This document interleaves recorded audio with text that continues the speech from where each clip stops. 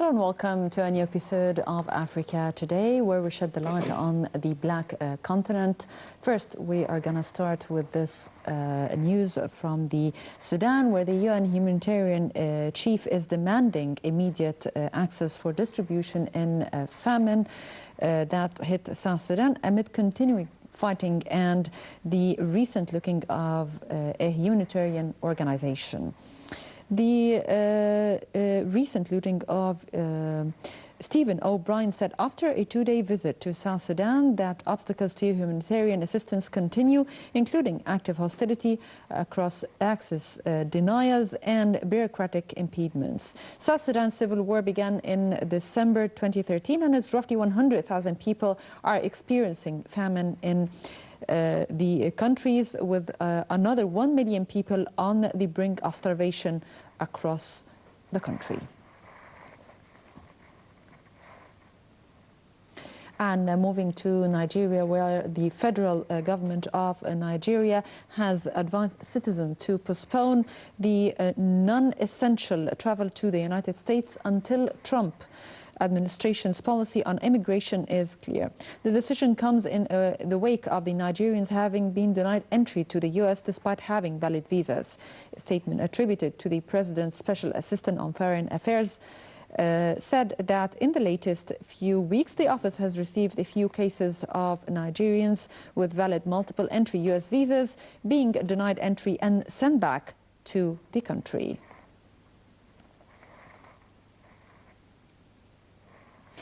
And moving to Kenya, where using mobile phones for paying for a taxi riding is even easier in Kenya than in that of the United States, and thanks to Kenya's world-leading mobile money system. And we have more about this in the following report.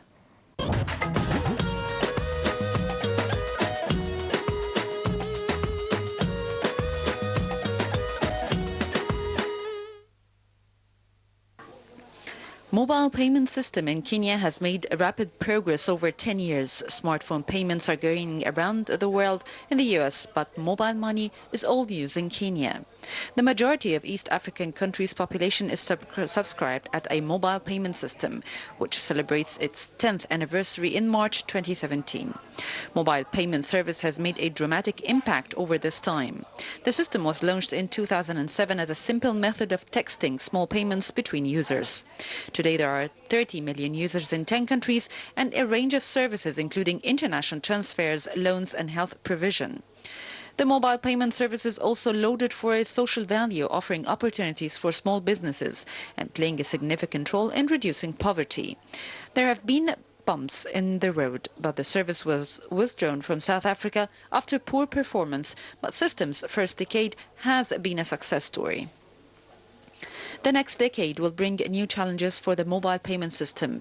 New streamlined solutions include a debit card that will allow users to tap and pay and a new mobile application. The service will face stronger competition in the coming years. The Kenya Bankers Association, representing 46 banks, is introducing its own mobile payment platform that will allow convenient transfers between accounts at different banks.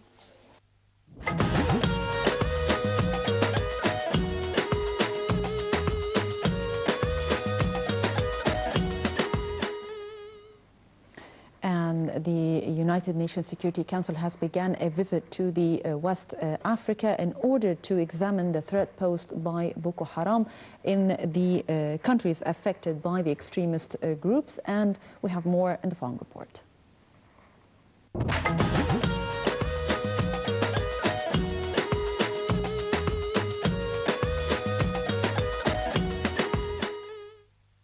The UN Security Council on Friday kicked off a visit to spotlight Africa's worst humanitarian crisis as millions face hunger amid the Boko Haram insurgency in Nigeria and the Lake Chad region. One question is in the aid response is the United States, which pledged no funding for the Nigeria crisis at the international conference in Oslo last week, co-hosted by the United Nations. The U.S. is the world's largest humanitarian donor, but U.S. officials have said the Trump administration is proposing a 37% cut off diplomacy and foreign aid budgets to help pay for increased military spending. The UN has launched $4 billion aid appeal for the Nigeria crisis, and a similar owns and ones in South Sudan, Somalia and Yemen. It was not clear how much the U.S. has pledged. The U.S. has indicated it's very ready to donate under Trump, UN humanitarian chief said during a visit to Kenya on Friday, and he suggested it may not have pledged yet because of the budgetary cycle. The Trump administration budget plan is expected this month. The Security Council began its visit in Cameroon with meetings with top officials and an encounter with the multinational force fighting the Nigeria Boko Haram extremist. Council members also plan to go to Chad and Niger, then on to Nigeria, where they are expected to visit a camp for people displaced by Boko Haram. In Nigeria, Boko Haram's 7-year uprising has killed more than 20,000 people and driven 2.6 million from their homes. Now the group has moved into neighboring countries. At the Oslo conference, the UN humanitarian chief said 40 countries has pledged $672 million over the next 3 years to prevent a famine in the 4 countries around the Lake Chad Basin.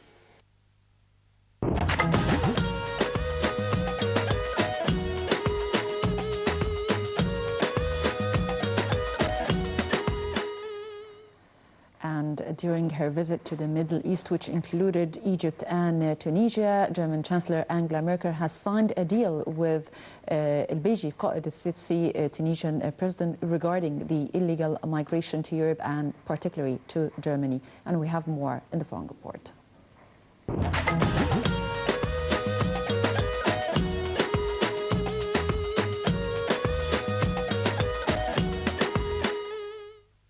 Besides strengthening bilateral economic ties, the repatriation of illegal immigration to the country of the origin constituted the central focus of the visit of German Chancellor Merkel to Tunisia. Addressing the deputies to the Assembly of Representatives of the People, Merkel said that Germany is ready to welcome refugees escaping the war, but illegal immigrants will have to leave the country if necessary by force. German Chancellor said during an extraordinary plenary held in her honor that many young people by illegal immigration hope for a better life in Europe. The European Union is working to cooperate more with Tunisia in this sense.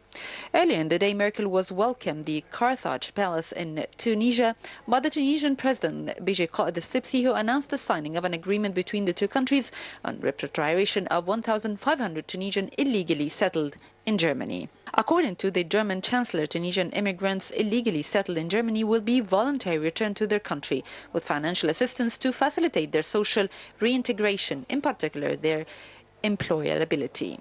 On the economic side, Merkel announced that her government would provide Tunisia with 250 million euros in development aid, besides the launch of a center for development of the capacities of the young people, which will have a local and regional scope. The German Chancellor also announced the launch of training center in Tunisia for youth in specific fields in order to orient them to specialized sectors and guarantee their employability. An additional 15 million euro will be provided, as well as the German government to support development plans in Tunisia. As part of the official visit of the German Chancellor Merkel to Tunisia, the first Tunisian-German Information Center for Employment, Migration and Reintegration was inaugurated by the Minister of Professional Training and Employment and the German Minister of Economic, Cooperative and Development.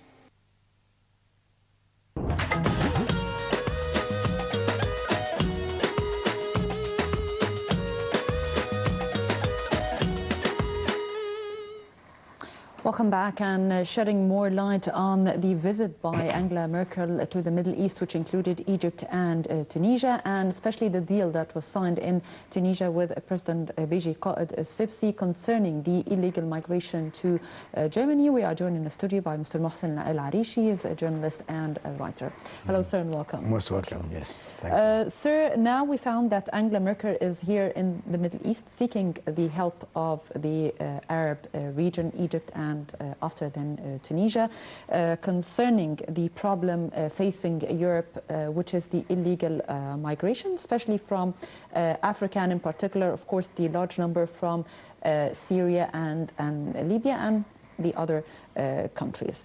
So Germany was one of the supporters of the migrants to go to Europe and live there, and even she supported and slammed the countries that opposed the entry of migration, and now Germany is complaining. So why is that? Yeah, this is a very good question.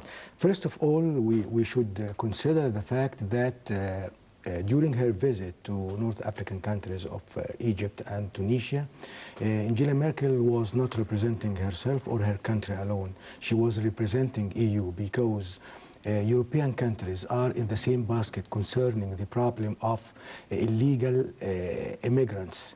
We should differentiate, make a difference between refugees and illegal migrants or immigrants. Germany and other European countries had a deal when the Syrian problem broke out to receive a certain quota of refugees. But now there is big threat from illegal immigrants. Maybe militants or hardliners or extremists, fundamentalists from African and North African countries, I mean Arab country of Algeria, Tunisia, Egypt, Libya, would infiltrate into Europe, would be mixed with illegal immigrants. So in this case, Europe would face the threat of terrorism, the threat to job markets in Europe, because huge numbers of people are trying to migrate to Europe for jobs. You know, this problem, I can safely compare it to the problem of street children here. They have no homes, so they are released into streets.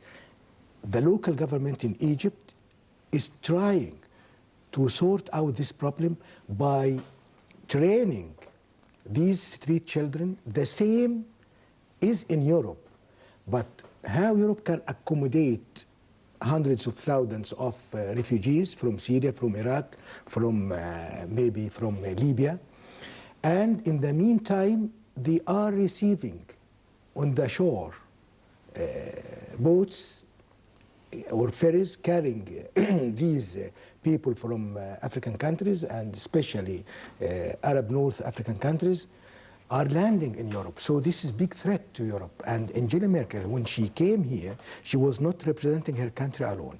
There is, of course, two topics she discussed during her visit in Egypt and in Tunisia. First, the economic relationship or the bilateral relationship, as your report has already said. And in the meantime, there is the second topic, and the most important topic is the illegal immigrants, how to stop this flood of human beings. You cannot guarantee what they are going to do in the European countries. And especially over the past or last year, many terrorists who committed tragic crimes against European citizens, their origin is from North African countries, Tunisia, Morocco, maybe Algeria, from Egypt, fundamentalists and terrorists. They turned, even though they have the European passports, I mean Western passports, Swiss passports, French passport, they turned against their own societies. So this is big threat EU member states have, and this is, you know, this is a blessing in disguise for African countries and for North African Arab countries, Egypt, Libya, Syria, which were the victims of Arab Spring. Now Europe, after, there are some reports, I cannot confirm that, many European circles supported Arab Spring. Now the devil is turning against them. They created the devil here, and now they have to control this devil. We are not talking about the Arab Spring in particular. We are talking about destroying countries, and these European communities interfered with their war machines into these countries, and they destroyed the lives of thousands and millions of people, and these people are seeking refuge back to their own country, and now they said, no, we don't want you, go back to hell. So yes, they started this in the beginning, and now they are complaining. And this is still their homework. They have to accomplish this task by providing economic aid, financial, investment projects to find jobs for those jobless young people. You know, the Arab Spring or the chaos created in the Arab region brought about a generation of young people who are devastated psychologically. They have no hope in life. because their country, their cities, their jobs were destroyed. They lost everything. Like here in Egypt, tourism was undermined. So now this is the major task of Europeans to help Arab countries, which were the victims of Arab Spring, to rise from the rubble, to keep their children at home, not to export the crises to European countries. This is the task of Europeans.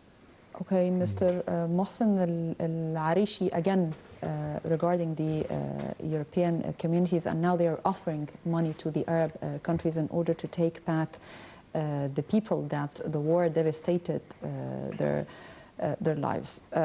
Will countries like Egypt and Tunisia be able to absorb and accommodate more migrants? Of course. And it will be a burden for their economy. Great, of course. I'm talking about Egypt because Egypt is a big country, and now there are large-size economic and investment projects underway in different sectors. So, and the Minister of Manpower 2 days ago said that unemployment in Egypt declined to 12.5% than before. You know, during the case of over the past 6 years, the unemployment in Egypt rose horribly, like it was a nightmare. So I think Egypt is making progress to absorb its young people.